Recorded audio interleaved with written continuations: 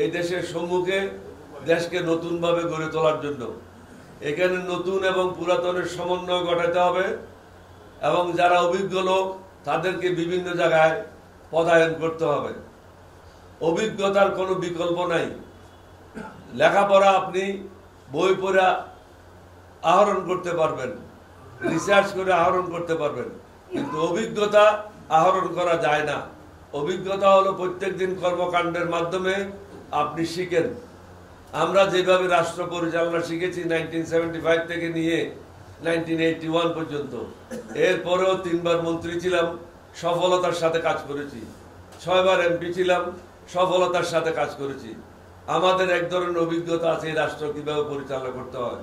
সুতরাং কে কিভাবে পরিচালনা করতেছে, কোথায় ভুল হচ্ছে, এটা আমাদের পক্ষে নির্ণয় করা কোনো কঠিন কাজ না।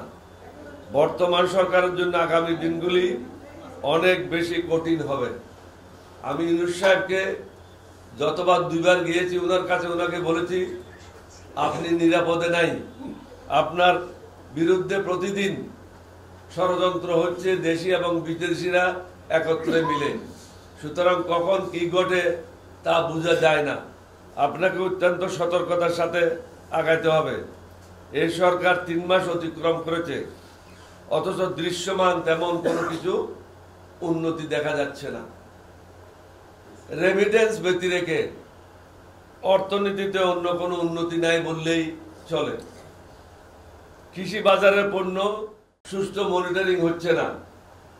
যদি মনিটরিং না হয়, শুধু থিওরি দিয়ে কাজ করি, বাস্তবতার সাথে সেটা মিল থাকবে না। বই পড়ে দেশ চালানো যায় না।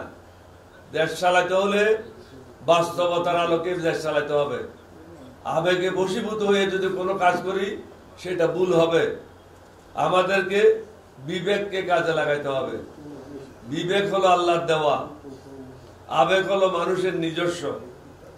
সুতরাং আমাদেরকে এখনো সময় আছে, হুঁশিয়ার হতে হবে। 3 মাস খুব কম সময় না।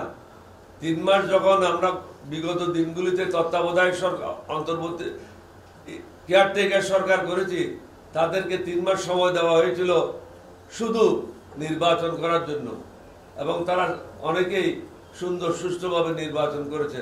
যেমন লতিফুর রহমানের সময়, জাসির শাহাবুদ্দিনের সময় এটা উল্লেখযোগ্য নির্বাচন করেছে।